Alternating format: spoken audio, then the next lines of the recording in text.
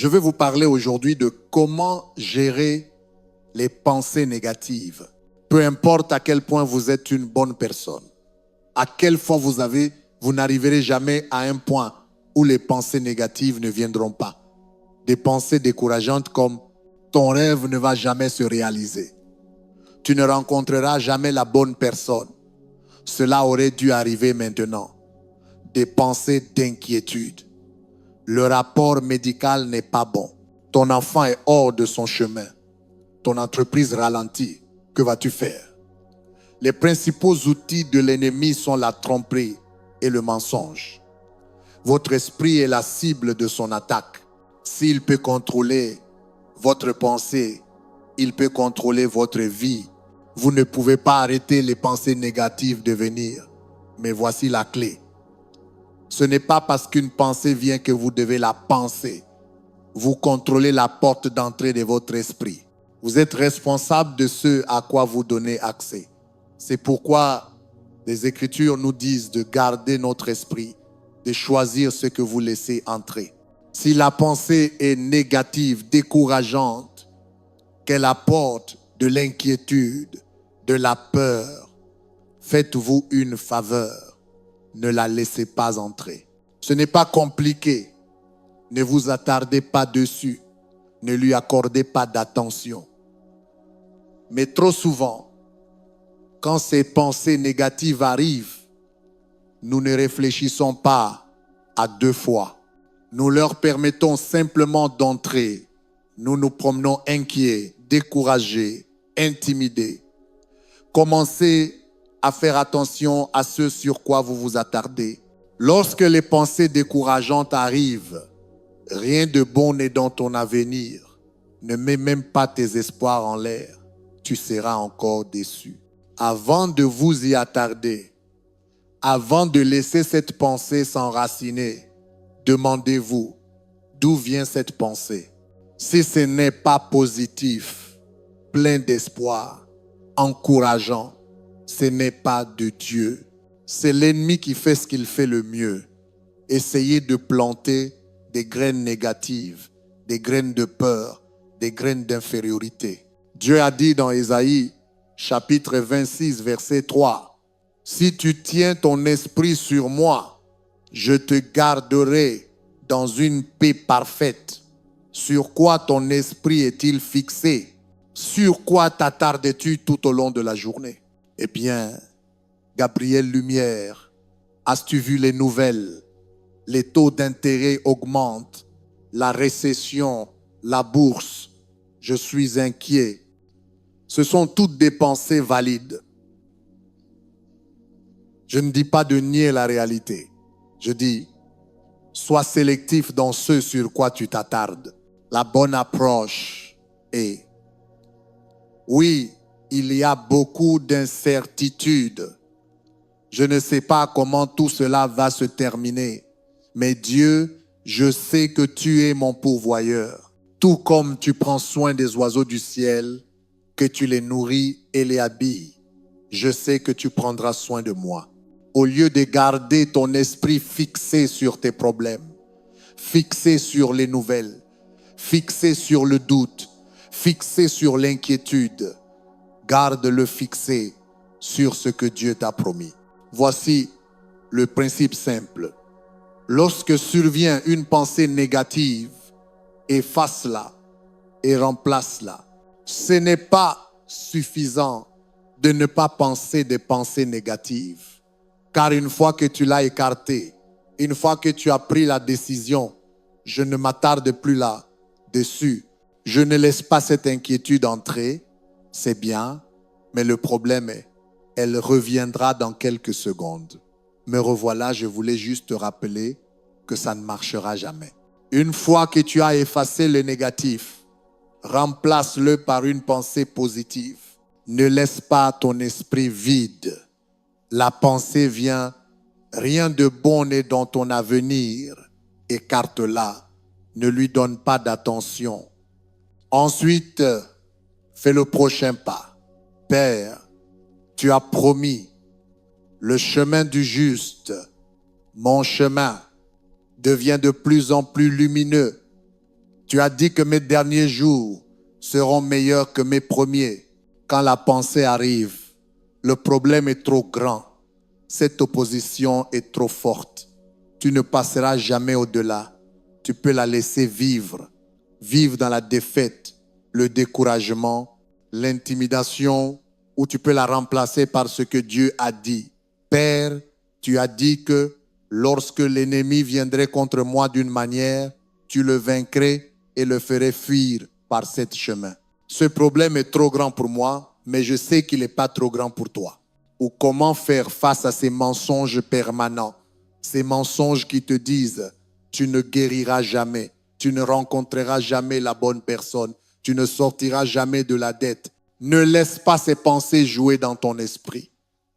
Si tu le fais, tu te détruis toi-même.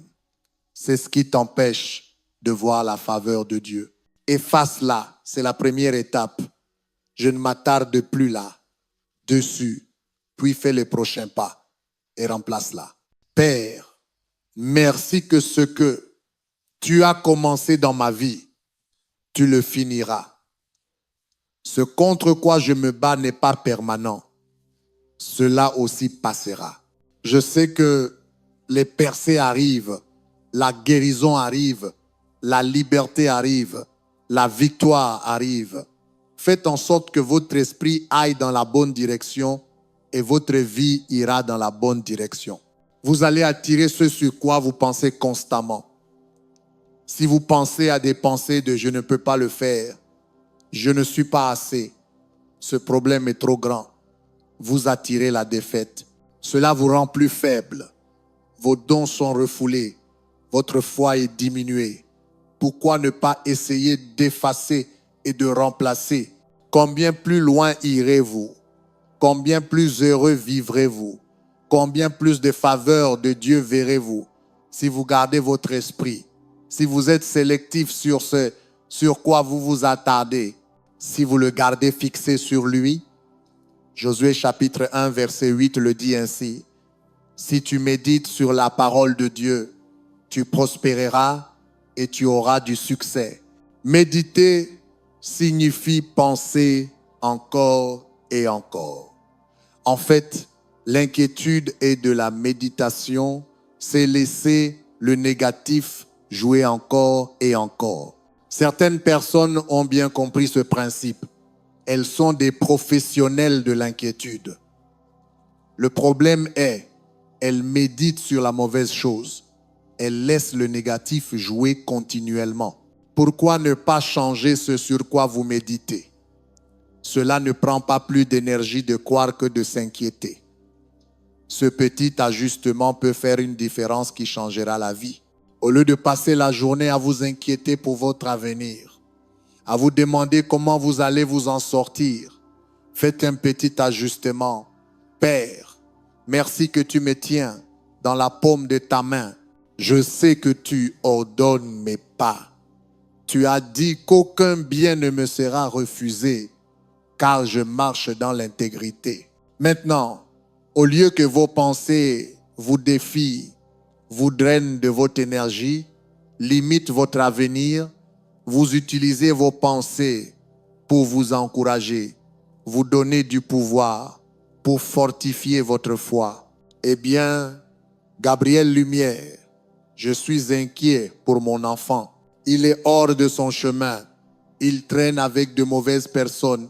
C'est pour cela que je n'arrive pas à dormir la nuit. C'est pour cela que je suis contrarié. Je sais que c'est difficile. Je sais à quel point vous aimez vos enfants. Mais s'inquiéter ne va pas améliorer la situation. Vivre dans le stress ne l'aide pas, ni lui ni vous. La raison pour laquelle vous n'avez pas la paix est que votre esprit est fixé sur le problème. Votre esprit est fixé sur ce qui ne fonctionne pas. Dieu a dit, si tu fais les changements, si tu tiens ton esprit sur moi, si tu penses des pensées positives, pleines d'espoir, remplies de foi, alors je te donnerai la paix au milieu du problème. Au lieu de t'attarder sur tout le négatif, ce qui pourrait arriver, pourquoi ne pas utiliser cette même énergie pour méditer sur ce que Dieu t'a promis. Père, tu as dit que mes enfants sont puissants dans le pays. Tu as dit que la sémence des justes est bénie, que moi et ma maison, nous servirons l'Éternel. Père, merci que mon fils soit entre tes mains, qu'il accomplisse son destin. Les pensées négatives vont venir, mais si tu apprends ce principe d'effacer et de remplacer, alors tu ne céderas pas à l'inquiétude, à la peur, au découragement. Tu te réveilles le matin, des pensées chuchotent. Ce sera une journée horrible. J'ai tellement de problèmes, j'ai pas envie d'aller travailler.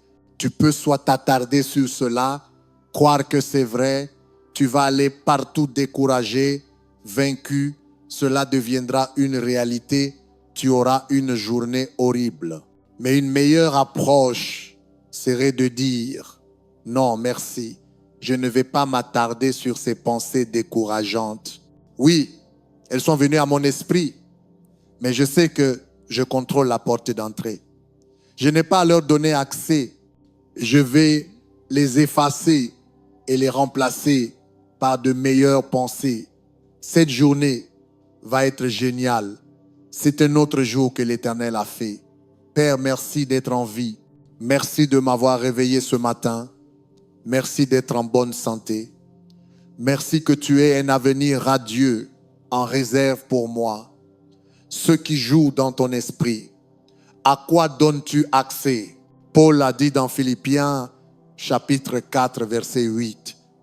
Pensez à des choses positives, des choses pures, des choses dignes de louange. Tu ne peux pas penser négativement et avoir une vie positive. Tu ne peux pas penser à la maladie et guérir. Tu ne peux pas penser au manque et avoir l'abondance. Le combat se déroule dans notre esprit. Sois sélectif dans ce que tu laisses entrer. Imagine que une personne frappe à ta porte et tu ouvres. C'est un inconnu qui porte une hache, un marteau, un fusil, un sac de poison, tout ça, des choses dangereuses. Tu ne dirais pas, entre donc, installe-toi, content de te voir. J'ai de la nourriture dans le réfrigérateur. Tu ne réfléchirais pas deux fois. Tu lui dirais, tu n'es pas le bienvenu ici. Tu dois quitter ma propriété.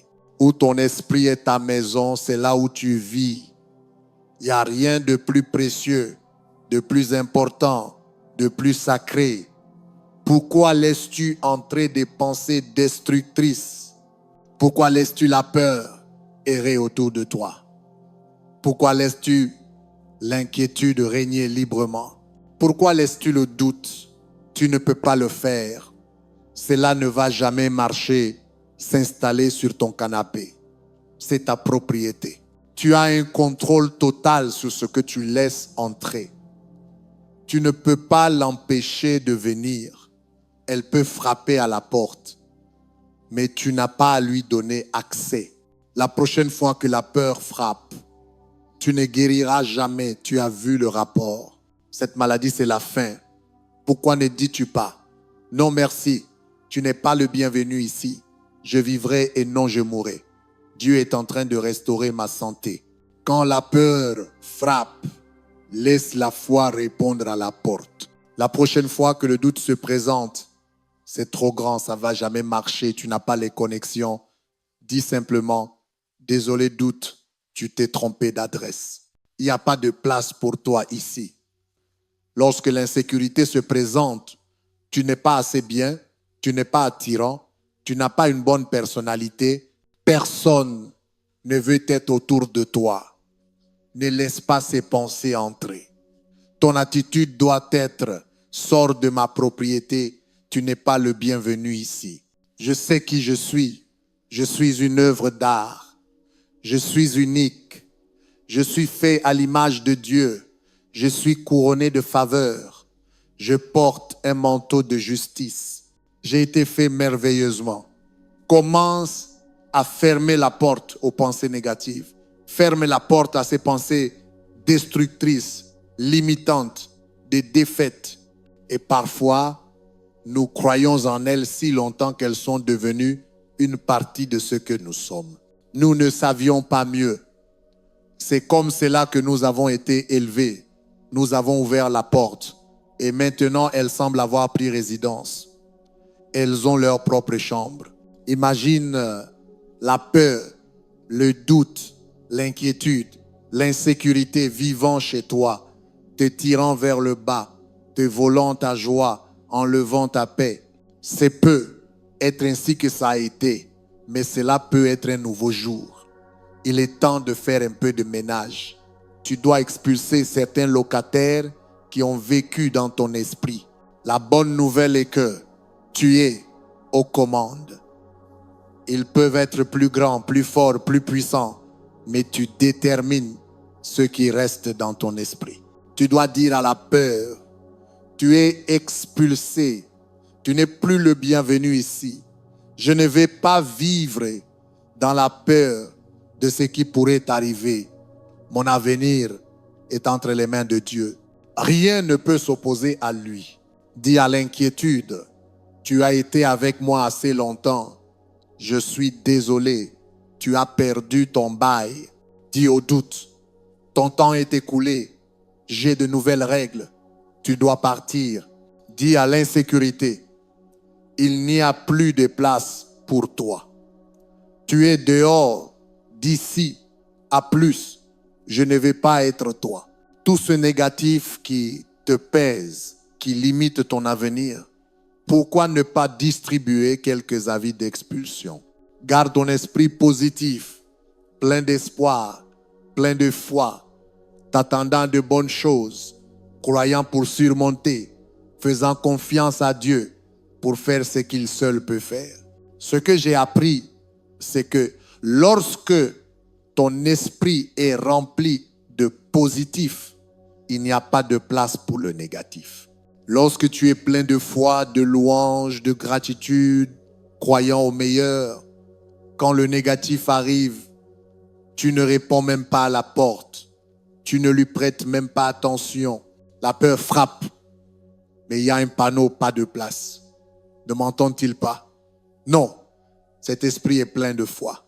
Les plaintes frappent, le découragement, désolé, pas de place. Cet esprit est rempli de louanges. Père, merci pour ce que tu as fait. Merci de combattre mes batailles. Merci de m'entourer de faveurs. Quand l'inquiétude arrive et c'est pris du carburant, tu vois les nouvelles, l'inflation. Désolé, pas de place. Père, merci que tu sois Jéhovah Jireh, le Seigneur qui pourvoit.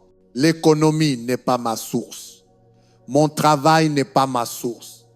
Je sais que tu es ma source.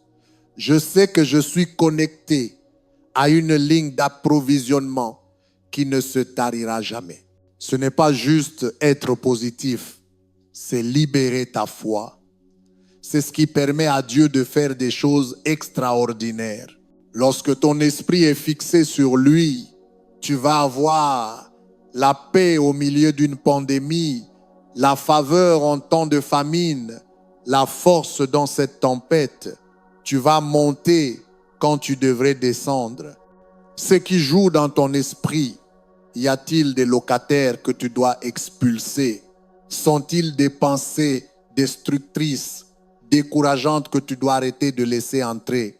C'est ce que ma mère a dû faire. Tu connais son histoire. Elle a été diagnostiquée avec un cancer du foie en phase terminale en 1981 et on lui a donné seulement quelques semaines à vivre. Elle n'avait que 46 ans à l'époque. Elle était parfaitement en bonne santé, toujours active, travaillant dans le jardin, pasteur de l'église, voyageant à travers le monde avec mon père. Puis soudainement, elle a reçu cette terrible nouvelle. Elle est devenue tellement frêle qu'elle pesait seulement 40 kilogrammes. Sa peau était très jaune. Le médecin a dit qu'il n'y avait plus rien à faire. Tu peux imaginer les pensées qui frappaient à sa porte. C'est fini. Désolé, tu as fini. Prépare ton enterrement. Au milieu de la nuit, quand elle ne pouvait pas dormir, la pensée est venue. Tu peux être enterré dans cette nouvelle robe rose que tu viens d'acheter. Ma mère avait de bonnes raisons de se sentir inquiète, effrayée, sans espoir, mais elle comprenait ce principe.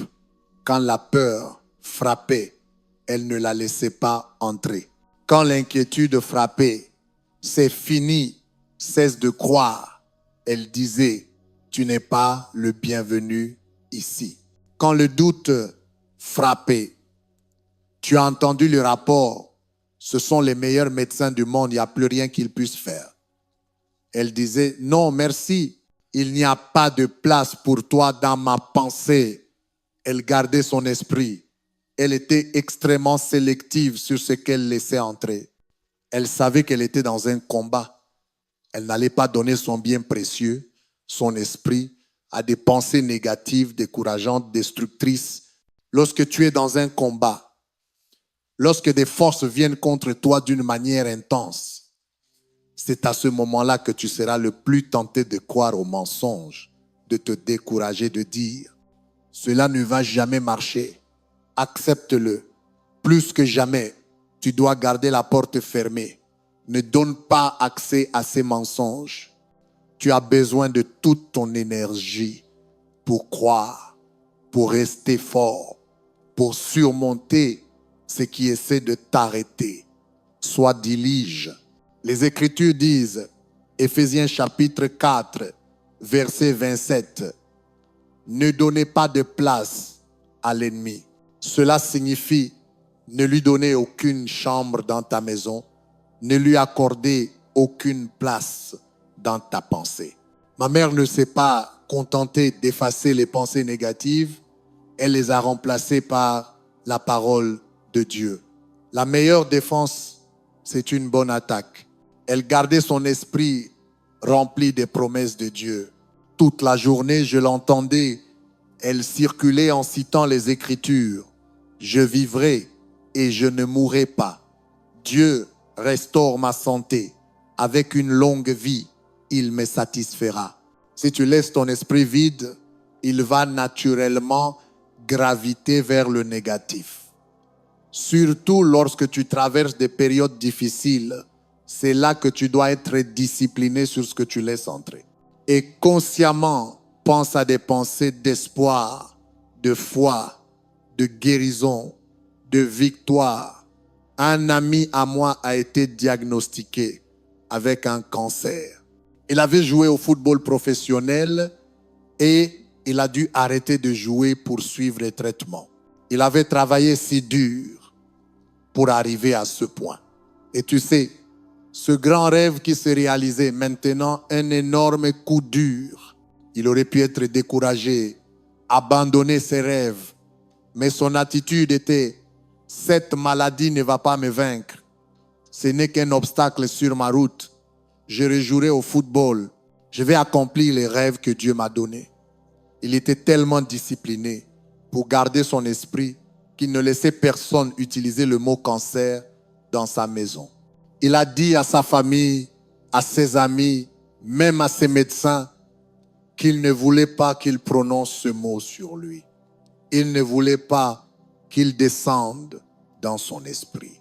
Lorsqu'il recevait des chimiothérapies, tout le temps, il disait, « Père, merci d'être guéri, que cela aussi passera, que celui qui est en moi est plus grand que celui qui vient contre moi. » 2 ans plus tard, contre toute attente, il était de retour dans la ligue, jouant au football professionnel.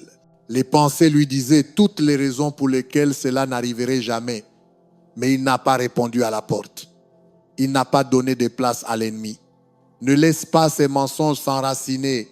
Ne leur donne pas accès en y croyant, en t'y attardant.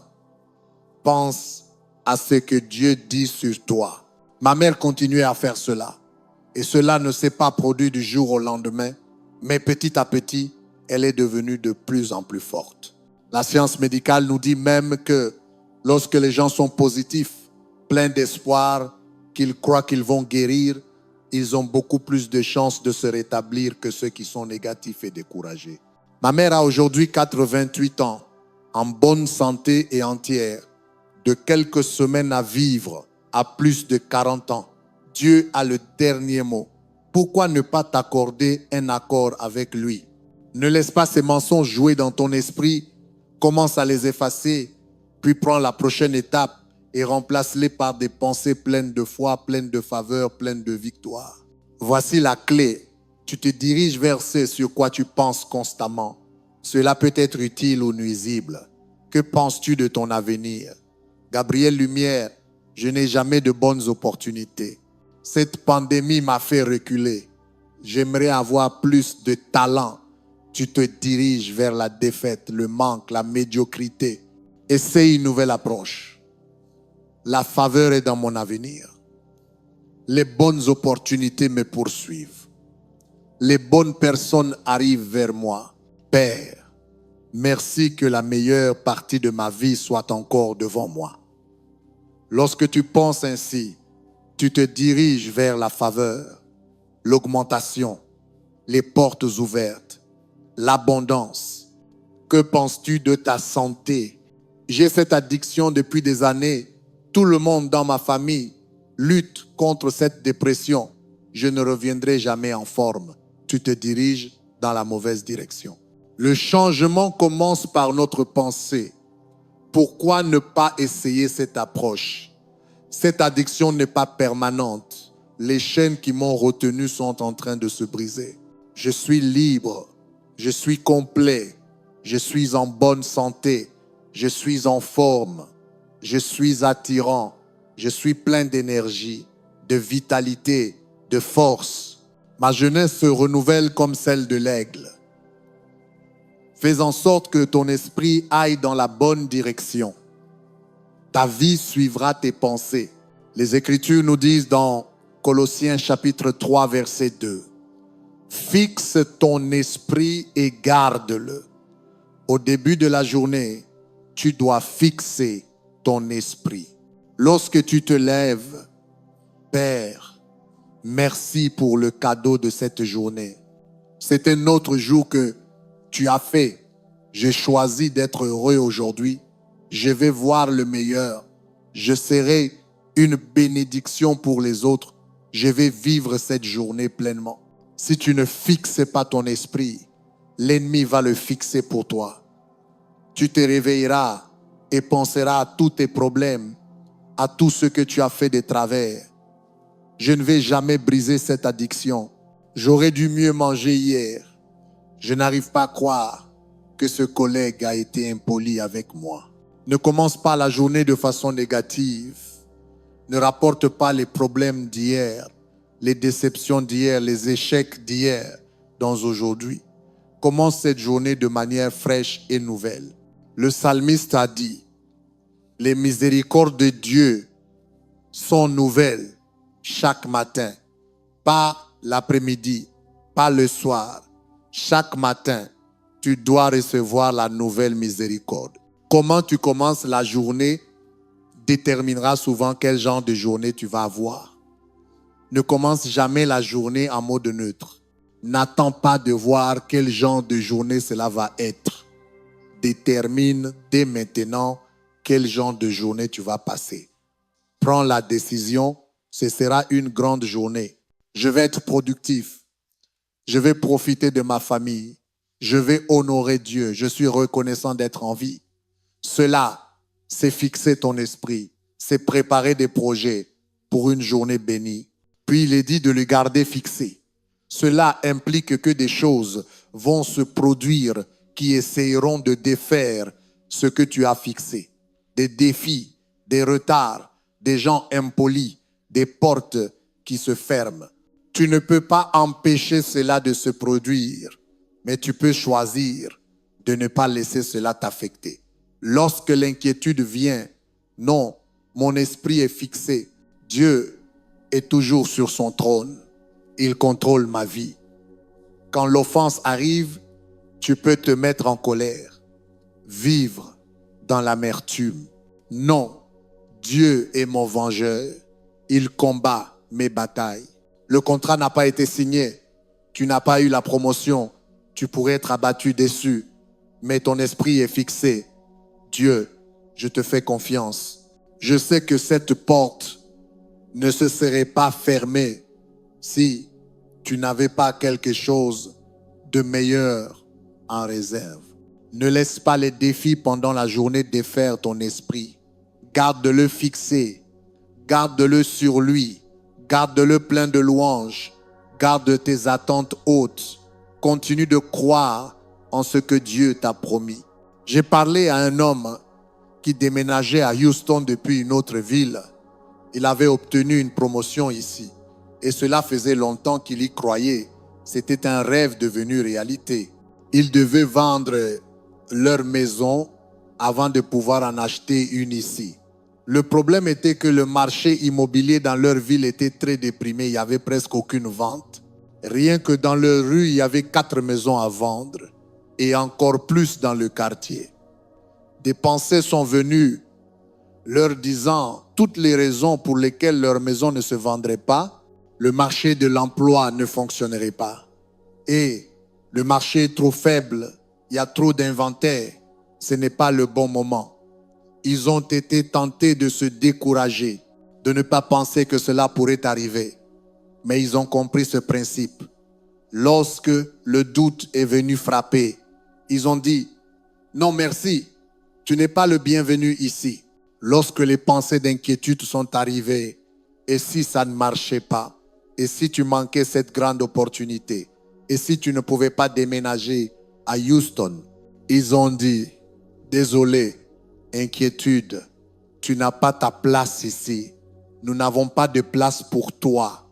Ils ont gardé leur esprit rempli de foi. Père, nous savons que tu peux ouvrir un chemin là où nous ne voyons pas de chemin. Merci de faire ressortir notre propriété. Merci que ta faveur nous entoure comme un bouclier. Leur agent immobilier leur a dit qu'en moyenne, il fallait plus d'1 an pour que des propriétés se vendent, de ne pas trop espérer. Tous les faits disaient que ça prendrait des mois, mais 2 semaines après avoir mis leur maison sur le marché, elle s'est vendue au prix fort. Ils ont rencontré les nouveaux propriétaires et leur ont demandé pourquoi ils avaient choisi leur maison parmi toutes les autres. Ils ont répondu, nous avons visité plus de 30 propriétés, mais quand nous sommes entrés dans la vôtre, quelque chose a fait que nous nous sommes sentis bien. Nous avons su quelle devait être la nôtre. Dieu sait comment amener les bonnes personnes vers toi. Il sait comment ouvrir des portes que tu ne peux pas ouvrir. Il sait comment changer ton enfant, comment te libérer de cette addiction. Ne crois pas ces mensonges qui te disent que cela ne va pas arriver, que c'est trop tard, que les probabilités sont contre toi. Dis, non, merci, tu n'es pas le bienvenu ici. Je vais garder mon esprit fixé sur lui. Tes pensées te limitent-elles ou tes pensées t'habilitent-elles? Penses-tu à des pensées de défaite, d'inquiétude, je ne peux pas le faire? Ou penses-tu à des pensées de victoire, de faveur, de percée, d'abondance? Le combat se déroule dans ta pensée. Je te demande de commencer à fermer la porte au négatif. Tu contrôles l'accès. Sois sélectif. Ne laisse pas n'importe quoi entrer. La pensée erronée te gardera loin de ton destin. Commence à effacer et remplacer. Efface le négatif. Ne lui donne pas de place, puis remplace-le par la parole de Dieu avec des pensées positives, pleines de foi. Si tu fais cela, je crois et déclare, puisque ton esprit est fixé sur lui, tu vas avoir plus de paix, plus de joie, plus de faveur. Les forces qui t'ont retenu sont en train d'être brisées maintenant. Tu vas t'élever plus haut, accomplir tes rêves et aller plus loin que tu n'avais jamais imaginé. Je le déclare au nom de Jésus. Et si tu reçois cela, peux-tu dire, Amen ce matin. Amen.